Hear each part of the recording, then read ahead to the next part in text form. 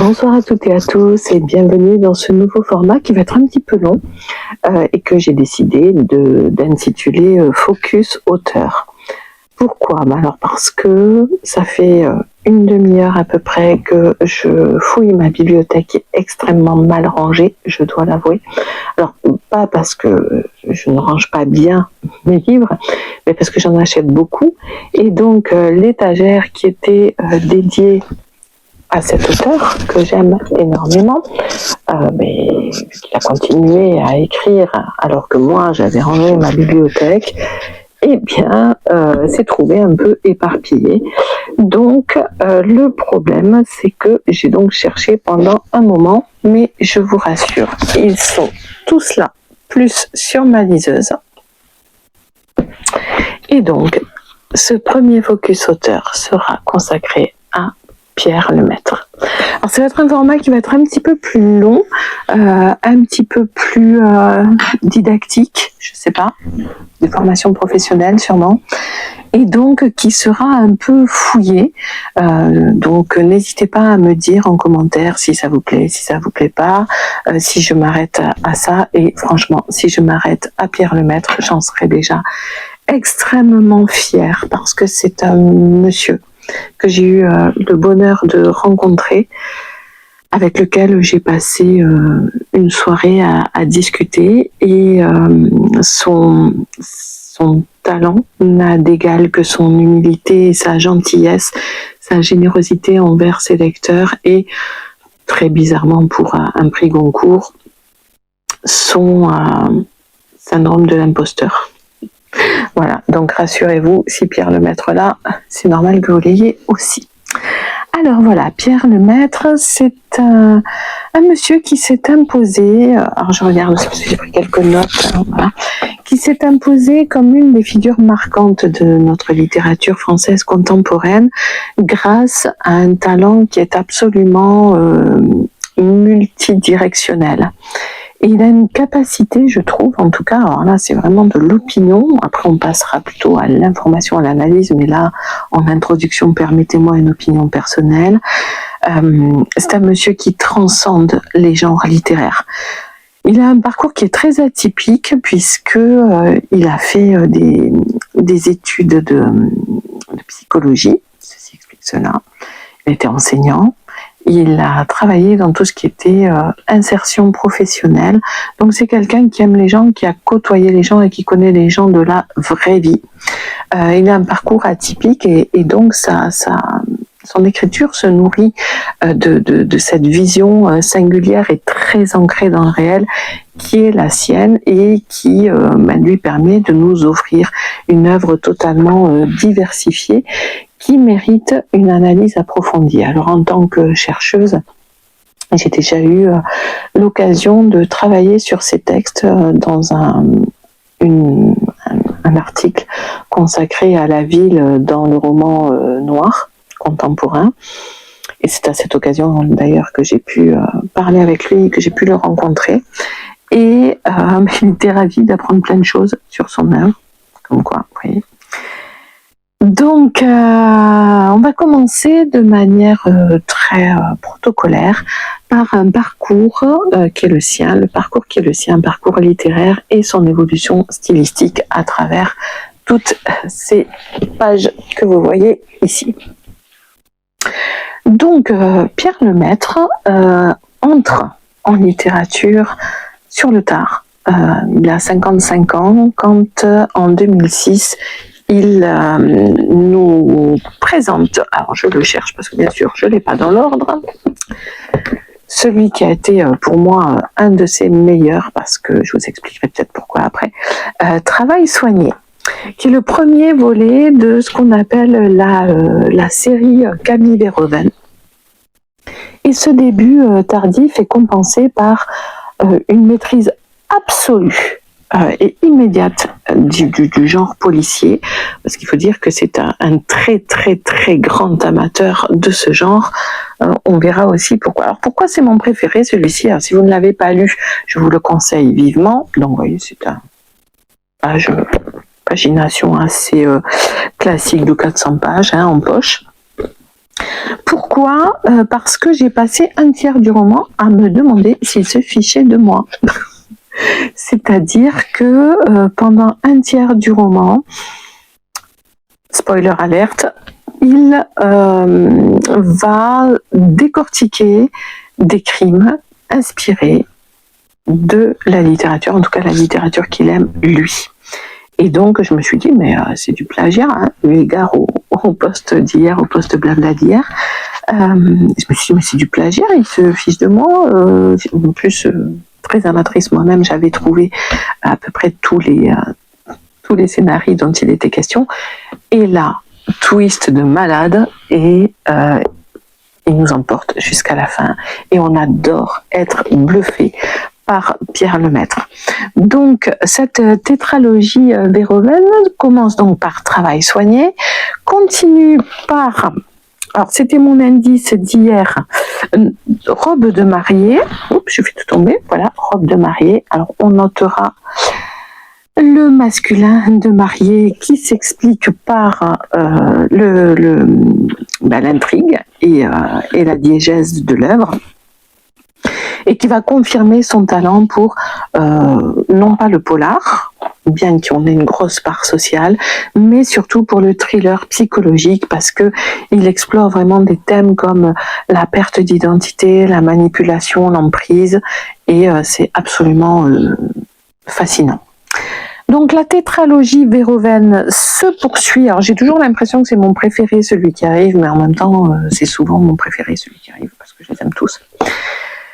Donc avec en 2011, Alex, dont j'adore la couverture, qui est marqué best-seller parce qu'il en a vendu énormément. Alex, dont on va reparler un petit peu plus tard parce que ça marque une évolution très nette dans son style. Puis, est-ce que je l'ai là ? Oui, je l'ai. Sacrifice. Là, oui, Sacrifice. Toujours des jolies couvertures en 2012. Et un tout petit, alors là, vous voyez, il est tout petit, il fait 140 pages. Rosie et John. La bombe a convenablement fonctionné. Sur ce plan, il a tout le théâtre satisfait. Donc voilà, il va être question d'un attentat très court, très intéressant. Donc Rosie et John en 2013. Et là, il se révèle être un auteur capable de renouveler son genre, ses conventions, et de nous bluffer à chaque fois. C'est-à-dire que même si on a un personnage récurrent, le commissaire Camille Verhoeven, à chaque fois, on est bluffé par la capacité de renouvellement de l'auteur.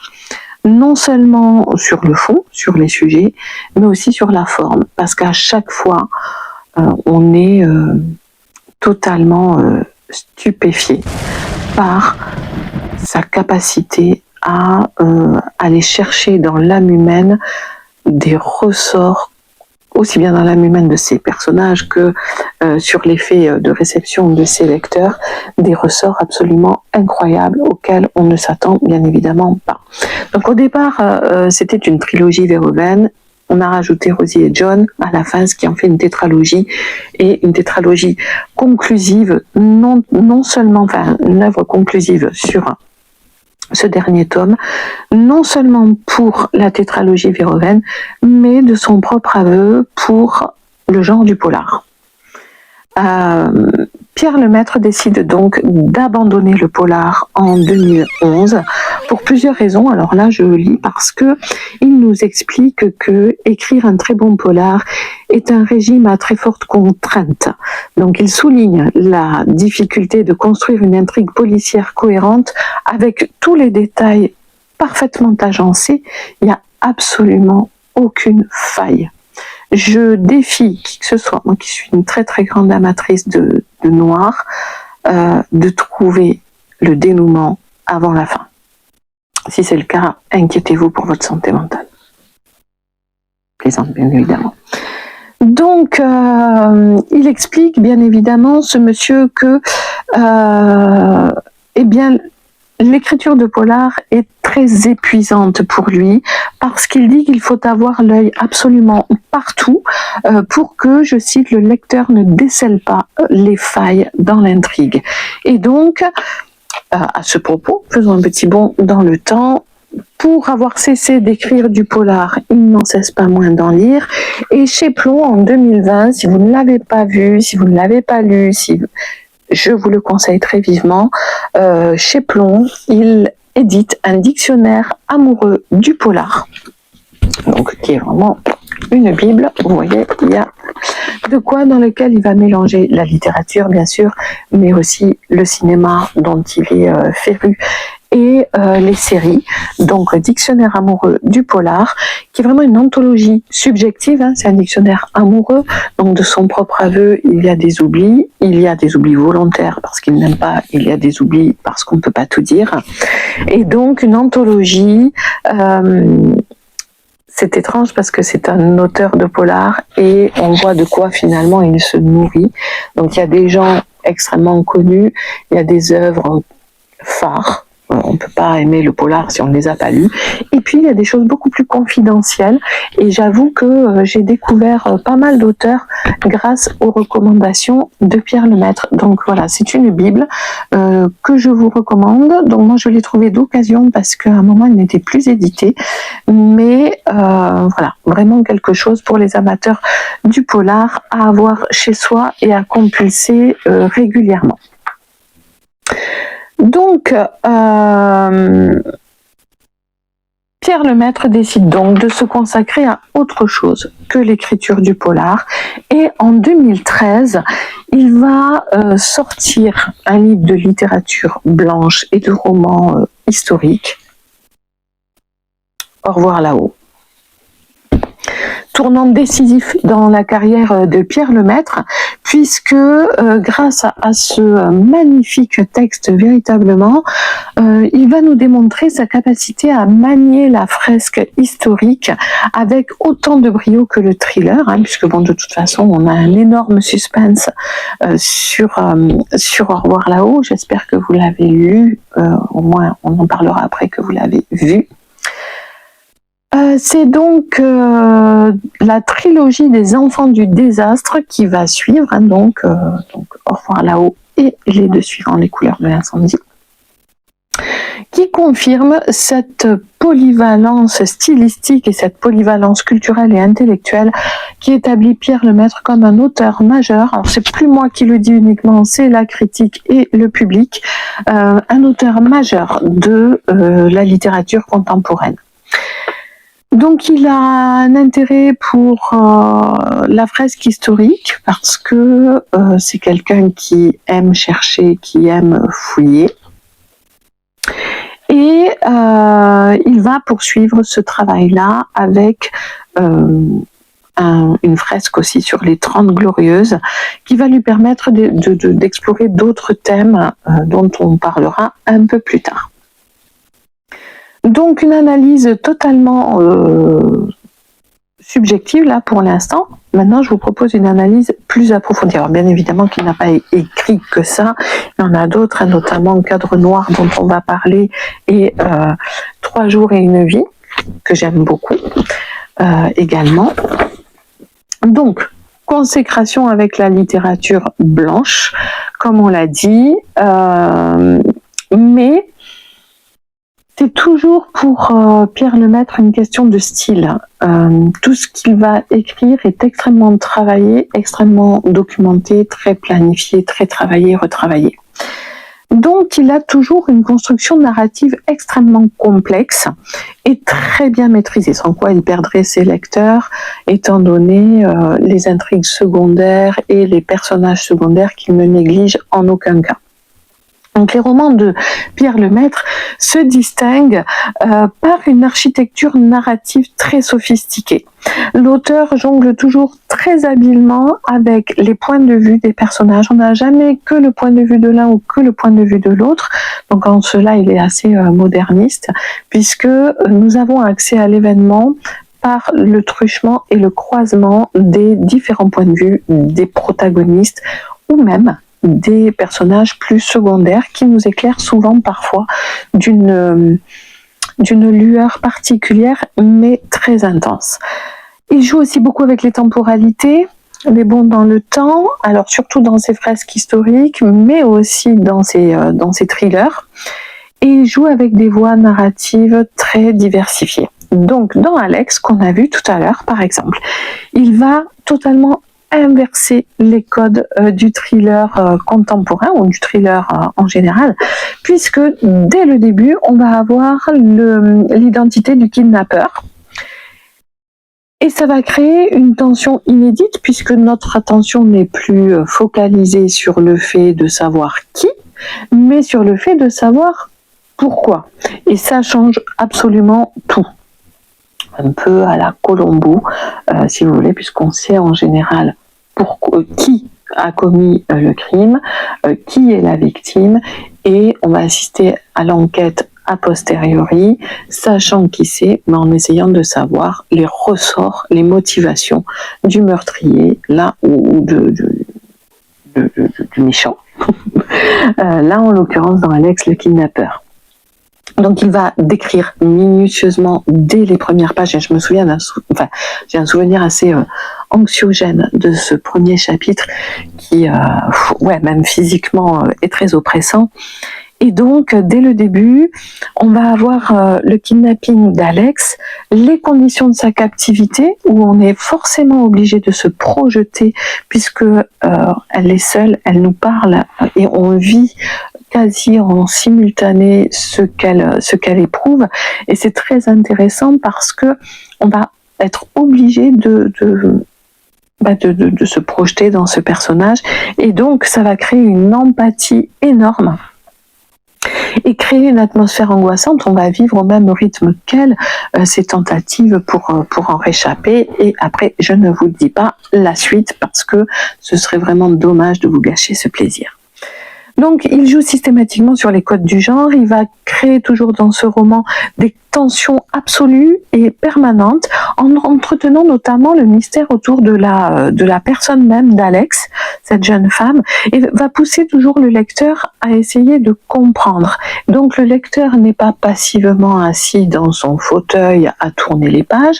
Il est rendu acteur par une plume que je juge tranchante, à l'os, percutante, qui ne nous ménage pas, ni dans sa mélodie, ni dans ses effets rhétoriques.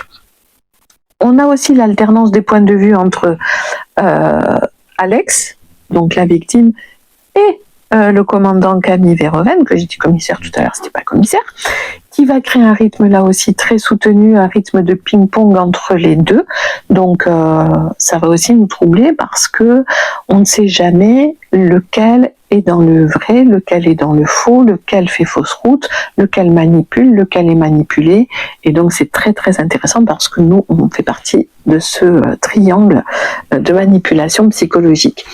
Et donc, il a aussi des effets de pointe puisque chaque fin de chapitre voit un effet de suspense qui va pousser le lecteur à tourner les pages. Donc, pour moi, il a notamment dans Travail soigné, Robe de mariée et Alex et Rosie et John, si je me souviens, c'était un sacrifice aussi. Une écriture très âpre. C'est un monsieur qui manie extrêmement bien la langue française, qui est capable de faire des grandes envolées, des grands passages poétiques, lyriques, pathétiques, et puis d'un coup, bim, nous assommer ou nous trancher avec quelques phrases courtes, vives, rudes, âpres, et ce qui me fait dire qu'il a un style assez tranchant. Et moi, j'adore quand on me malmène, en littérature. Je vous ai dit en préambule aussi que Pierre Lemaitre avait fait des études de psychologie et qu'il avait travaillé beaucoup dans l'accompagnement social, et c'est quelque chose qui se voit beaucoup aussi, qui se ressent énormément à la lecture de ses œuvres, puisqu'il excelle dans la création de personnages complexes et de faits crédibles. Alors ça, si vous suivez mes chroniques régulièrement, vous savez que je suis très sensible au fait que les personnages soient crédibles. Si un personnage n'est pas crédible, ça me gâche tout. Alors que ce soit au niveau de ses dialogues, de son langage, que ce soit au niveau de sa posture, de son comportement, de ses interactions avec les autres, de son rapport avec l'intrigue, le mobile de l'intrigue, il faut qu'il soit crédible. Crédible, ça ne veut pas dire parfait. Attention, dans la vie, on fait parfois des choses incohérentes, des choses qu'on ne s'explique pas, mais c'est crédible en fait. Ce qui serait pas crédible, c'est qu'ils soient monolithiques et qu'ils agissent selon un schéma actentiel très défini et parfait. Et là, au contraire, ils ont des imperfections, ce qui les rend crédibles. Parfois, ils font des choses complètement gratuites. Parfois, ils font des choses complètement absurdes. Parfois, ils font des choses masochistes, en sachant très bien que ça va leur retomber dessus et qu'ils vont en pâtir. Et donc, en cela, ils sont complexes et ils sont vraisemblables au sens aristotélicien du terme. Pardon, j'ai fait ma prof. 3 jours et une vie, qui est ici, voilà. Pareil, illustre parfaitement cette maîtrise de la psychologie des personnages. Le roman explore en profondeur l'impact psychologique d'un acte tragique perpétré sur un jeune garçon de 12 ans qui lui-même va devenir assassin. Donc c'est très intéressant de voir comment Pierre Lemaitre n'excuse pas le fait que l'enfant devienne un assassin, mais explique les causes et les effets du traumatisme sur un enfant en développement. Il décrit avec précision l'angoisse, la culpabilité, la paranoïa, la violence, la colère qui habitent le protagoniste, en créant un portrait psychologique absolument saisissant. Donc si vous ne l'avez pas lu celui-là, alors moi, le petit Rémi Desmet, voilà, cœur sur lui, malgré son statut d'assassin. Voilà, enfin, bon, vous verrez. Cadre noir aussi, comme je vous l'ai présenté rapidement tout à l'heure, je fais attention au reflet, je vous fais du making of en même temps. Donc cadre noir, très impactant, celui-ci aussi. Un néologisme que je n'aime pas beaucoup, mais disons que celui-là, on se le prend en pleine face, puisque le maître aborde la crise économique, le chômage, à travers un personnage complexe, là aussi, qui s'appelle Alain Delambre, où on va assister en live à sa transformation psychologique d'un mec tout à fait normal, tout à fait bien, tout à fait droit dans ses bottes, cadre de 57 ans, qui se retrouve au chômage depuis 4 ans et qui va devoir trahir sa famille pour survivre. Et donc ça va le mener, ce désespoir, ce mensonge, cette trahison envers lui-même et envers les siens, va le conduire à des actes absolument irrationnels. Et donc, certes, il y a l'intrigue, mais cette intrigue repose entièrement sur la densité, la profondeur, l'assise psychologique du personnage. Et bien évidemment, mon petit chouchou, alors j'ai choisi délibérément l'adjectif petit, Camille Verhoeven, donc le commandant de sa tétralogie thriller. Camille Verhoeven, c'est un policier qui est brillant, mais qui est très tourmenté par plusieurs choses, notamment sa mère est une grande artiste peintre, et il a toujours vécu un peu dans son ombre. Cette femme a fumé pendant sa grossesse et fumé pendant la petite enfance de Camille, ce qui fait que il n'est pas très loin du nanisme. Et il a beaucoup lutté, il lutte toujours pour se faire voir, se faire remarquer dans le milieu très phallocrate, testostéronesque de la police, tel que nous le montre Pierre Lemaitre dans les années 90. Et Camille Verhoeven, c'est quelqu'un qui est marqué parce que le deuil de sa mère, compliqué, le deuil de ses 2 épouses successives dans des conditions absolument atroces puisque elle ne meurt pas de mort naturelle. Je ne divulgage pas plus.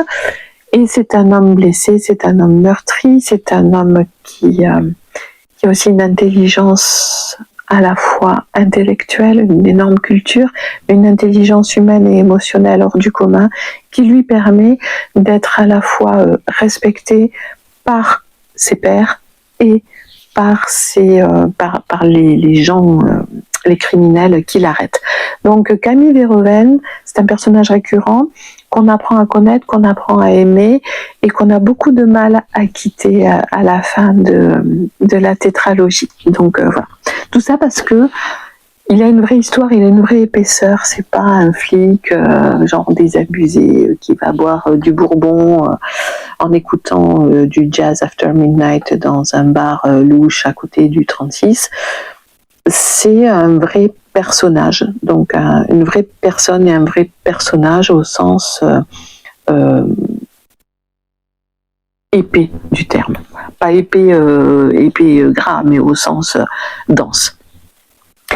Dans ses romans historiques, Pierre Lemaitre parvient à insuffler aussi une profondeur psychologique remarquable à ses personnages qui vont être très ancrés, très caractérisés, très déterminés par une époque donnée. Donc comme Albert Maillard, le soldat Maillard et Édouard Péricourt dans Au revoir là-haut, il excelle dans la création de ce genre de personnages très nuancés, ni totalement bons ni totalement mauvais, qui font ce qu'ils peuvent avec ce qu'ils ont, mais qui tendent vers le sublime, quoi qu'il en soit, parce que c'est des personnages tragiques la plupart du temps. Donc il excelle dans cette création. Albert Maillard, par exemple, employé modeste, peu instruit, mais très fidèle en amitié. Édouard Péricourt, artiste flamboyant, fils de bonne famille, mais gueule cassée de 14-18, vont incarner chacun à sa manière les séquelles psychologiques de la Grande Guerre et vont essayer de survivre dans le monde post-apocalyptique qui était le retour des tranchées, avec des personnages qui sont absolument fantastiques, comme leur supérieur hiérarchique, qui est un vrai salaud, et le père Péricourt, ambigu aussi. Voilà, donc Albert va lutter avec des sentiments d'impuissance, tandis que Édouard va faire face à l'obligation de vivre avec une nouvelle identité. Les deux sont marqués par la violence du conflit, perte de repères personnels, physiques, psychologiques, économiques. Donc voilà, et Au revoir là-haut, c'est véritablement mérité qu'il ait eu le prix Goncourt, parce que, comme le dit François Bunel, quel choc! Grand roman sur l'après-guerre de 14, grand roman existentiel, un requiem sombre et brûlant qui sert une écriture splendide, dure, efficace comme un coup de poing en pleine figure. Et on ne peut pas dire mieux que ça. Donc cette approche psychologique permet à l'auteur d'aborder des thèmes très profonds, comme alors des thématiques qui sont récurrentes chez lui, la culpabilité, le remords, la complicité inavouée entre les personnages, la nécessité d'être solitaire pour survivre, la peur de la trahison de soi-même et des autres, la quête ontologique, et donc tout ça offre de manière assez kaléidoscopique une réflexion très intense sur la condition humaine. Alors vous savez que moi je suis plus versée dans le noir que dans la littérature blanche, pardon. Pour autant, chez Lemaitre, la littérature blanche est quand même teintée de noir, puisqu'il y a cette profondeur sociale qui manque à beaucoup de nos contemporains. Ce que j'aime aussi, donc, dans la nouvelle partie, c'est le style incisif et la narration rythmée. C'est-à-dire le style de Lemaitre, il se caractérise par une écriture très précise, très efficace, très incisive. Alors, par exemple, si je vous donne le tout début d'Alex, vous avez compris que je suis très claire. Donc le tout début d'Alex, Alex adore ça. Il y a déjà près d'1 heure qu'elle essaye, qu'elle hésite, qu'elle ressort, revient sur ses pas, essaye de nouveau. Perruques, postiches, elle pourrait y passer des après-midi entiers. Il y a 3 ou 4 ans, par hasard, elle a découvert cette boutique boulevard de Strasbourg. Elle n'a pas vraiment regardé, elle est entrée par curiosité. Elle a reçu un tel choc de se voir ainsi en rousse. Tout en elle était transformée à tel point qu'elle a aussitôt acheté cette perruque. Alex peut presque tout porter parce qu'elle est vraiment jolie. Ça n'a pas toujours été le cas. C'est venu à l'adolescence. Avant, elle a été une petite fille assez laide et terriblement maigre. Mais quand ça s'est déclenché, ça a été comme une lame de fond. Le corps a mué, presque d'un coup. On aurait dit du morphine en accéléré. En quelques mois, Alex était ravissante. Du coup, comme personne ne s'y attendait plus, à cette grâce soudaine, à commencer par elle-même, elle n'est jamais parvenue à y croire réellement. Aujourd'hui, toujours pas. Vous voyez, on a un travail sur le rythme et tout de suite, on est dans la peau de cette fille qui nous ressemble toutes, globalement. Et on a envie d'en savoir plus. Qu'est-ce qui va se passer après la perruque? Donc, des phrases souvent courtes. Quand les phrases sont longues, sont très rythmées par des points-virgules, des termes style binaire, donc souvent ceci et cela, qui nous tient en haleine. Et une économie de mots, puisqu'on voit qu'il va à l'essentiel, une économie de mots qui n'empêche pas, et c'est ça le coup de maître, sans mauvais jeu de mots, de déployer une richesse lexicale, parce que justement, comme il y a peu de mots, il faut que le mot soit juste, il faut que le mot reflète exactement ce qu'il veut dire et qu'il fasse tout de suite impression à nous. Et donc, il a une stylistique qui, moi, me fascine et que je peux mettre à la hauteur de certains maîtres du 19e pour lesquels, vous savez, j'ai une vénération sans borne. Donc, les thématiques récurrentes chez Pierre Lemaitre, c'est notamment son engagement social. Donc, une critique sociale qui est au cœur de l'œuvre de la noire, de la blanche. Qu'il s'agisse de ses polars, bien évidemment, ça s'y prête, ou de ses romans historiques, Lemaitre place la critique sociale au centre de son œuvre, ce qui en fait un auteur remarquablement présent dans son époque, même a posteriori sur les romans historiques. Donc ces thèmes récurrents qui balaient son œuvre à la fois contemporaine et historique, ça va être l'injustice, alors ça c'est quelque chose que nous partageons, la corruption, les inégalités sociales, avec une acuité mais remarquable. Cadre noir dont on parlait tout à l'heure, sorti en 2010 par exemple, c'est vraiment la critique de la société actuelle du travail, le chômage des cadres et cette espèce de machine implacable à faire du profit, à presser les gens et à les jeter comme des citrons une fois qu'on ne peut plus rien en extraire au nom du capital. Ça ne veut pas dire pour autant que ce soit une littérature politique, mais c'est une littérature sociale. Très important aussi pour Lemaitre, la mémoire et les séquelles traumatiques. Alors, on l'a vu avec 3 jours et une vie, ça peut être le traumatisme personnel qu'on retrouvera dans Au revoir là-haut avec le fait que Édouard soit totalement défiguré par une attaque armée, donc que ce soit une gueule cassée comme on le disait, ou le traumatisme plus général comme le terrorisme dans Rosie et John ou la guerre dans Au revoir là-haut, 14-18, ou même la guerre d'Indochine dans Le Grand Monde. Donc, il explore les conséquences du traumatisme et la place de la mémoire dans ce traumatisme. Donc, la guerre et ses conséquences, notamment, constituent la guerre, ça peut être aussi la guerre contre le crime, ça peut être la guerre contre soi-même.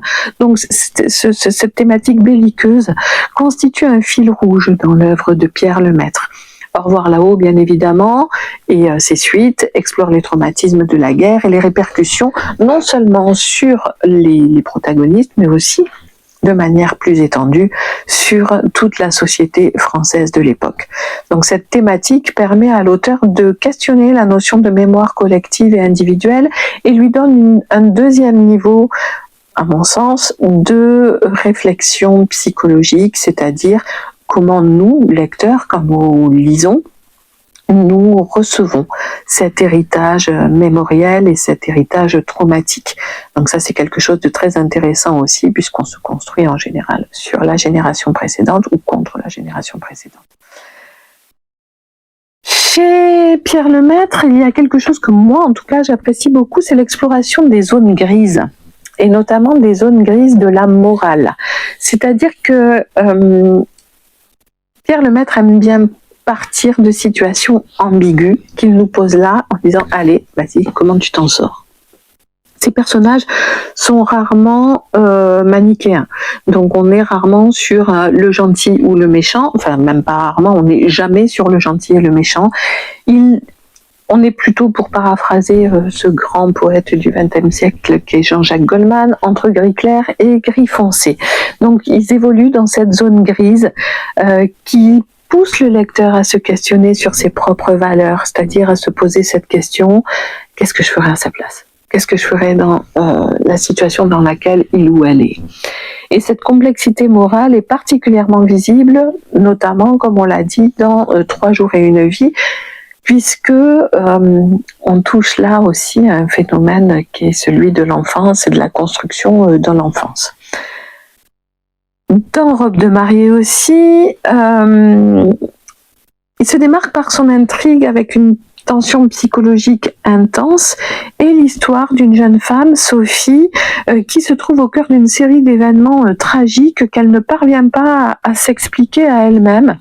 Et donc là-dessus, on va être sur un autre style de mémoire, notamment les faux souvenirs, la manipulation mentale.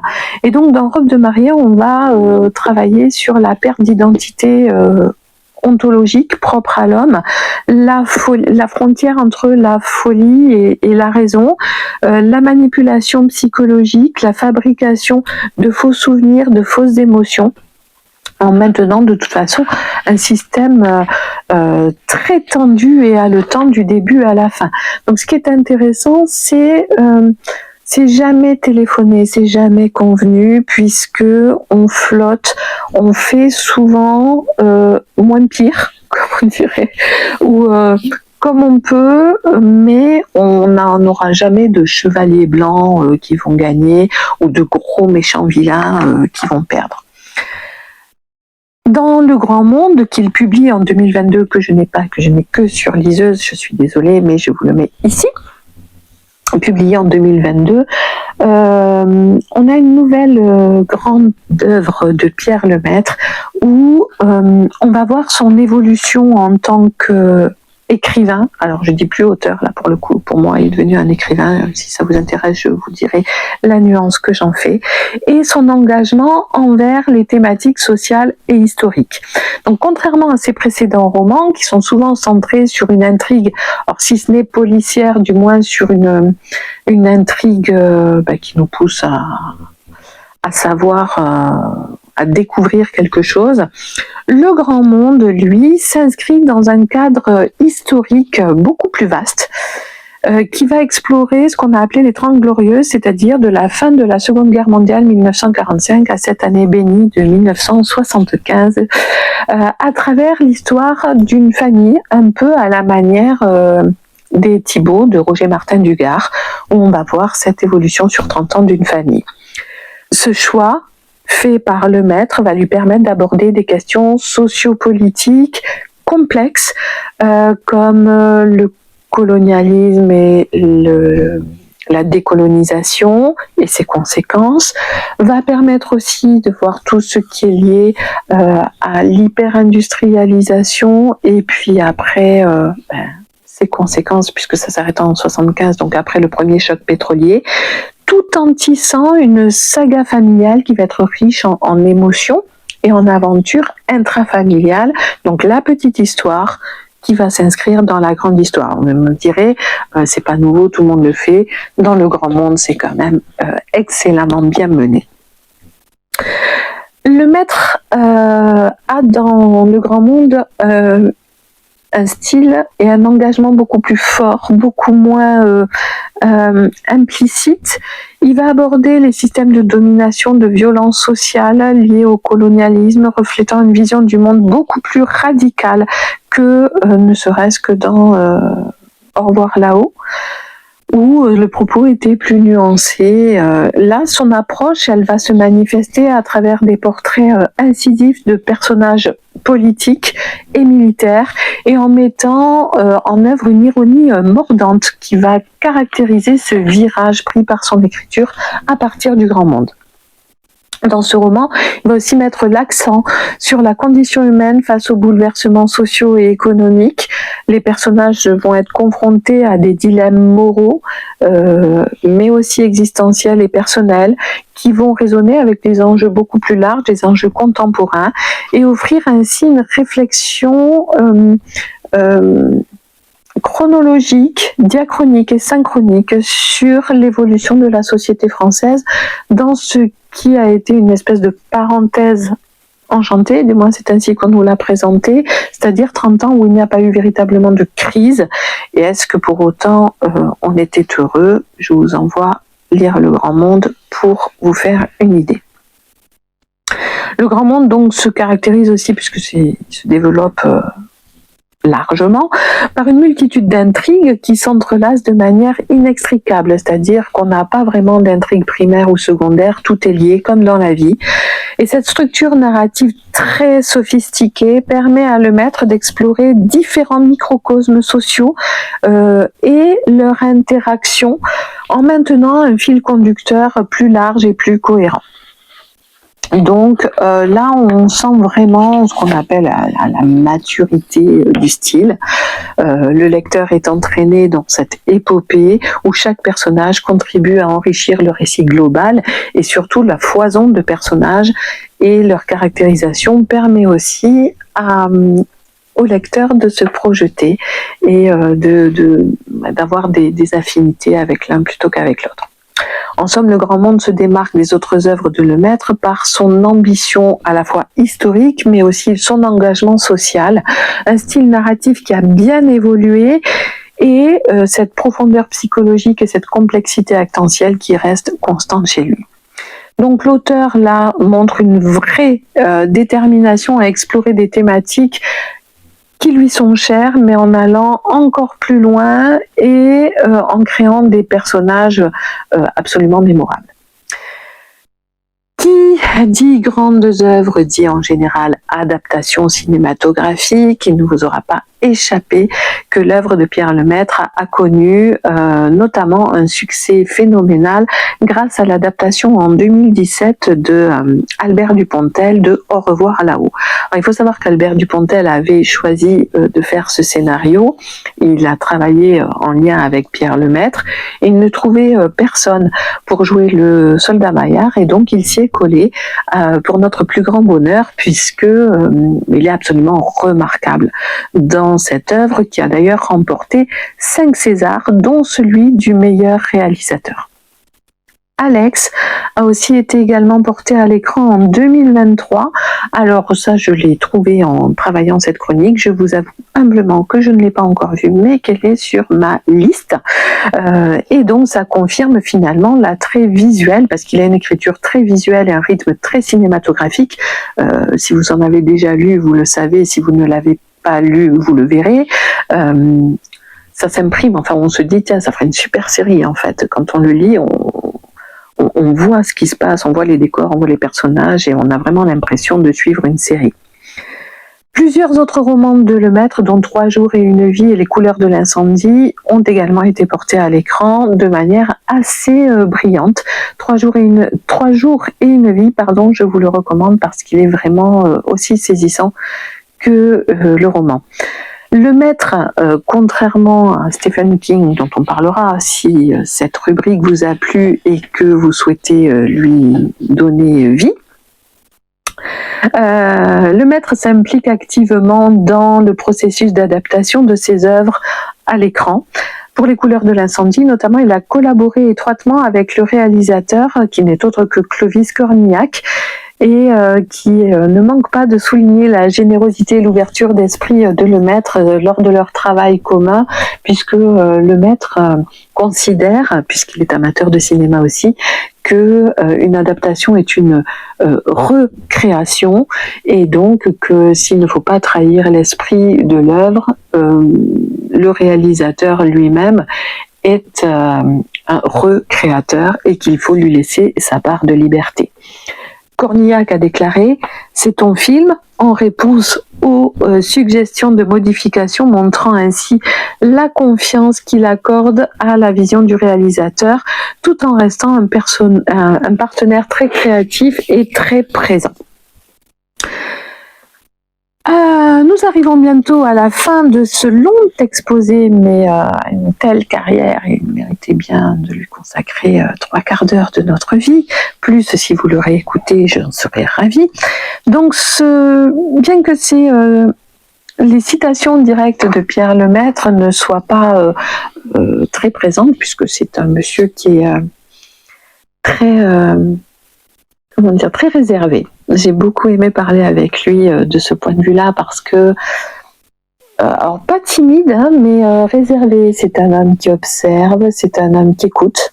Il vous écoute vraiment quand vous parlez et du coup il s'exprime très peu en dehors de ses romans, et même quand il fait des promos, c'est un peu contraignant pour lui. J'ai eu l'occasion à Toulouse Polar du Sud de l'entendre discuter en table ronde sur l'écriture du polar et de la littérature noire en table ronde avec Jean-Christophe Ruffin, et c'était vraiment passionnant. Donc, je disais qu'il était avare de citations directes. On peut quand même trouver quelques interviews intéressantes dans lesquelles on déduire que ces interviews et son œuvre ont une approche très méticuleuse, très réfléchie. L'auteur accorde une grande importance à la recherche historique, bien évidemment, à la recherche documentaire. Il prend au sérieux son travail d'auteur, c'est-à-dire il ne va pas raconter n'importe quoi. S'il choisit d'écrire de l'histoire, il se renseigne sur l'histoire. S'il choisit d'écrire du policier, il va se renseigner sur les procédures et sur le code pénal. Donc voilà, c'est quelqu'un qui prend au sérieux son travail et qui prend au sérieux son lecteur, mais qui lui-même ne se prend pas au sérieux. Il a déclaré, je cite, « L'écriture est un artisanat. Il faut travailler, recommencer, polir sans cesse. » Et il a raison. Cette citation reflète son approche perfectionniste et sa conception de l'écriture comme un métier exigeant et non pas comme un divertissement. Il le dit lui-même, on dit littérature de genre comme si en soi elle n'appartenait pas à la littérature en général, donc ce qui l'embêtait un peu. Pour ce qui est de ses actualités, en 2025, Pierre Lemaître poursuit son exploration de l'histoire française au XXe siècle avec Un avenir radieux, qui sera le 3e tome de sa tétralogie sur les 30 Glorieuses. Parallèlement, et contrairement à ce qu'il avait dit, il reviendrait, pour mon plus grand bonheur, au genre du thriller psychologique, avec un nouveau roman noir annoncé pour 2026. Je croise les doigts, démontrant encore une fois son incroyable liberté et sa volonté de ne pas s'enfermer dans un seul genre. Pour conclure, puisque ça fait bientôt 1 heure que nous sommes ensemble, Pierre Lemaître s'affirme donc comme un auteur majeur, selon moi, et selon la critique et selon le prix Goncourt. Donc, en fonction de la personne à laquelle vous faites le plus confiance, vous pouvez nous croire. Sa capacité à transcender les genres, on l'a vu, à dépasser les codes, à en faire, à les sublimer. Son style très particulier, très incisif, très précis, la profondeur psychologique de ses personnages et les thématiques très variées mais très ancrées qu'il explore font de lui un écrivain, à mon sens, incontournable. Son œuvre est divertissante au sens où c'est agréable de passer un moment avec lui le soir ou quand on prend le train, avec lui, avec ses œuvres.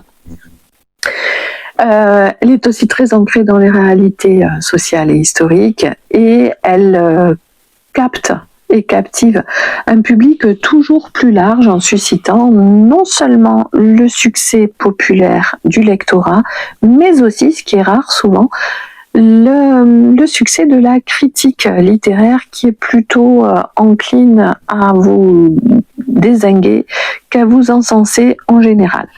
Donc il incarne, malgré son âge un peu avancé maintenant, une nouvelle génération d'auteurs qui est capable de concilier succès populaire et reconnaissance académique. Et c'est en cela que, à mon sens, il renouvelle à chaque parution le paysage littéraire français. Le maître a su conquérir des publics très différents, que ce soit avec Au revoir là-haut, avec Le Grand Monde, ou avec Cadre Noir, ou avec sa trilogie, sa tétralogie noire. Il a vendu plus d'1 million d'exemplaires de son œuvre Au revoir là-haut, qui a été traduite en 42 langues suite à son prix, ce qui témoigne d'une aura désormais internationale. Bien sûr que l'adaptation cinématographique de Dupontel n'est pas pour rien dans l'affaire, et donc ça lui confère un statut qui, à mon sens, est le plus beau, celui d'écrivain populaire au sens aimé par le peuple dans sa totalité, que ce soit les éminents spécialistes ou les lecteurs du dimanche. La presse spécialisée s'accorde à dire qu'il est un des meilleurs romanciers de notre époque, capable de mêler suspense et narration engagée. Je pense que dans un siècle, on parlera encore de Pierre Lemaitre. Et vous savez, ces mots dont on dit que ces noms de famille dont on dit que parfois ils reflètent quelque chose de plus qu'un nom de famille, ben Pierre Lemaitre pour moi, mais c'est vraiment le maître de la littérature actuelle, et je suis ravie d'avoir consacré ce premier focus à cet écrivain que j'aime infiniment, aussi bien intellectuellement qu'affectivement. Et si ce format vous a plu, ben, j'en ai encore plein d'autres à explorer. Je souhaite avoir vos commentaires, si vous êtes conquis ou s'il y a des choses perfectibles. Voilà. En tout cas, j'ai fait de mon mieux pour vous donner envie de lire Pierre Lemaitre. À bientôt.